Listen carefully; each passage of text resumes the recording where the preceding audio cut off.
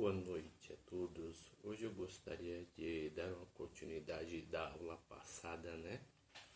E eu vou mostrar para vocês, tá bom? Mediante um card que eu vou inserir aqui quando eu... Bem aqui, ó, esse cantinho. Quando eu começar a ler o texto para vocês, ok? Então vamos lá. Começando a ler o texto. Primeiro livro de Gênesis, capítulo 1, versículo 1.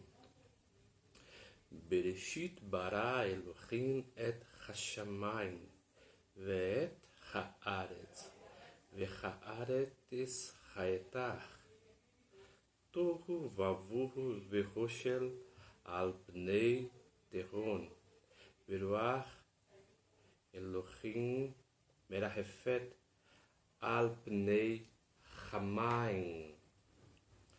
Nós verificarmos a primeira frase Bereshit, né? O Beit, ele está com uma preposição. Então, você tirando o prefixo, né? O sufixo, e o afixo vai ficar Rosh, né? O Rosh que significa cabeça. Então, né? Na cultura judaica, Deus é a cabeça de toda a criação, né? Agora veremos a outra frase, Bara Elohim.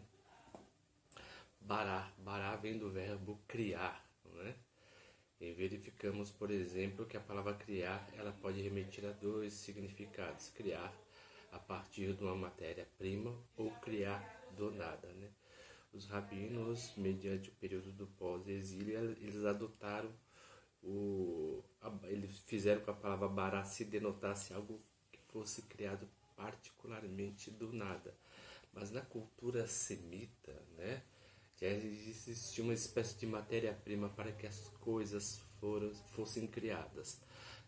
Por exemplo, se verificarmos na cultura suméria e na cultura babilônica, já existiam o céu e a terra. Então, o céu e a terra eram uma espécie de informidade e vazio, porque você não conseguia distinguir qual era qual. Então, mediante, vamos dizer assim, essa união, né?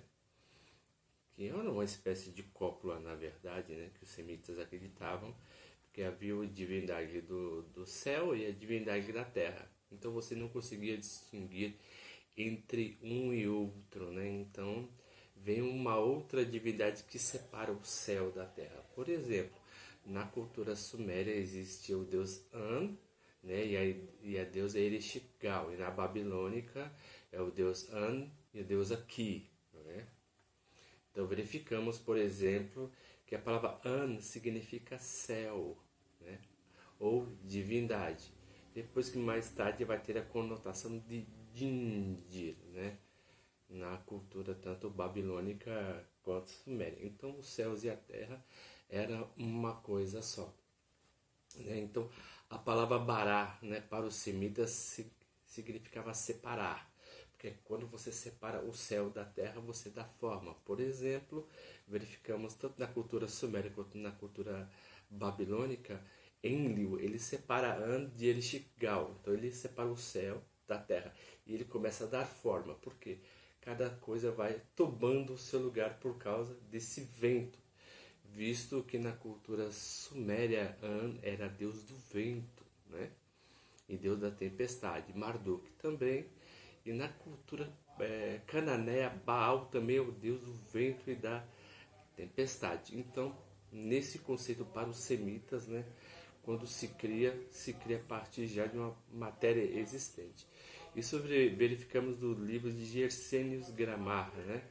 Agora, o conceito de criar do nada, né, os fariseus eles pegam a partir, né, do período intertestamentário, mediante a cultura persa, porque a Ahura Mazda é uma divindade que existia antes do mundo existir, e ele meditando, né, ele faz surgir o mundo através do seu processo de meditação. Então o mundo é criado, né, a partir do pensamento de Ahura Mazda, e com isso os judeus vão incorporando isso até a sua teologia. Por isso que quando verificamos a palavra Bereshit, né, quando você tira a preposição, que fica Rosh, né, então significa que Deus já estava com o mundo, né, projetado em sua mente para que essa realidade pudesse existir. Continuando a leitura. Bereshit bara Elohim et hashamayim ve'et haaretz. Então, no princípio criou Deus os céus e a terra. Ve'haaretz, né? Hayetá. Tohu vavurru ve'rosher. Então, verificamos que a palavra torro, né, significa informidade e vavurru significa vacuidade. Não tem essa conotação nihilista quando falamos que não existia nada. Verificamos que na cultura semita, tanto na cultura egípcia, tanto até mesmo na cultura nórdica, já existia já uma matéria preponderante do qual seria engendrado o universo. E quando se cria o céu e a terra, não é o céu e a terra em concepção cósmica, mas sim seria a própria terra de Israel. Por quê? Verificamos, né, dentre essas duas culturas, a semita e a babilônica, né, quando, por exemplo, como é que eu posso dizer, em Enlil ele separa o céu da terra, então já mostra um local sagrado, é a cidade sagrada, que seria a Mesopotâmia, porque quando o primeiro lugar a ser gerado, né, através das religiões primeiras, é o local sagrado. Assim, quando Marduk também ele mata Tiamat e a separa, ele estabelece um local sagrado. E naquele local sagrado, né, isso é chamado até de geometrização do sagrado. Então, nesse local sagrado vai ter a divindade superior, do qual elas vão ser deificadas e adoradas pelos seus seguidores. Algumas pessoas, né, por exemplo, alguns teólogos refutam essa tese, né? Então, é uma como é que eu posso dizer assim, o debate é bem amplo nesse aspecto, né? Então, quando está sendo criado aqui, seria a própria terra de Jerusalém. Então, o primeiro lugar que apareceu quando Deus separou os céus e a terra seria o quê? A terra de Jerusalém, seria o Oriente Médio. O que é preponderante também, né, em paralelo às outras culturas. Então, aqui, ó, e a terra era vacuidade e escuridão, ó, verrocher. Verrocher significa algo escuro, ou seja, você não teria uma vista clara das coisas. Verrocher al penei terron, e havia escuridão sobre as faces do abismo. Interessante que a palavra terron no hebraico, ele vai se variar, né? Ele é uma variação da palavra Tiamat no babilônico. Né? Veruá Elohim, né? Merarefet, e o sopro de Deus, né? Veruá Elohim merarefet al penei terron, ou seja, o sopro de Deus que pairava sobre as águas. A palavra merarefet, ela não tem essa conexão de algo calmo, né? Como se fosse pairar, como uma galinha em cima dos seus ovos. Vemos essa conotação no livro de Jeremias, né? Também, que quando Deus fala com Jeremias, mostra essa palavra merarefet. Por quê? Ele sentiu o seu corpo tremer com muita violência, com muita força. Era algo descontrolado. Então, a palavra merarefet é algo que é muito forte, é um movimento muito forte. Então, quando Deus, né, Hashem, ele vai criando o mundo que ele faz assim, mediante um sopro muito forte e um sopro muito violento. Por isso que a palavra ruach, né, no original, significava vento e não espírito.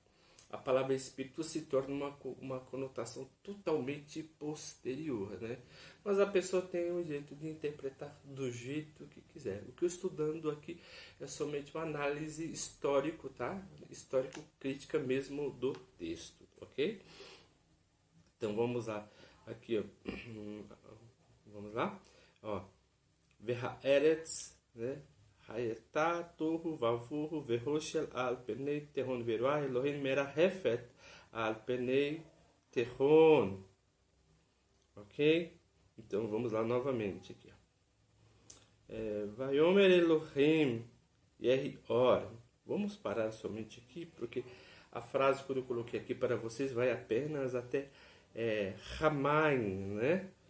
Que significa que é a primeira parte, né? Então, que o Espírito de Deus pairava sobre as águas. Então significa que não remetia somente a pairar, mas era algo que o vento se movimentava muito forte. Então o mundo ele foi criado com extrema violência, com extrema força. Assim, por exemplo, um paralelo também muito interessante, quando Urano está com Geia, quem nasce Zeus, né? E Zeus também é o deus da tempestade na cultura grega. Então ele separa o céu da terra. Então essa separação é com muita força. Então por isso que na cultura grega, né, Zeus ele corta o falo de Urano, tá bom? Então verificando aqui o texto mais uma vez que iremos ler, tá? Bereshit bara Elohim et hashamayim ve'et haaretz ve'haaretz hayeta tuhu vavuhu ve'choshel al pnei tehon ve'roa Elohim merahefet al pnei hamayim. Então, quando ele se movimentava sobre as águas. Então, verificamos aqui que a palavra, o rei com o patar, ele é um artigo, né? Então, está antecedendo o substantivo.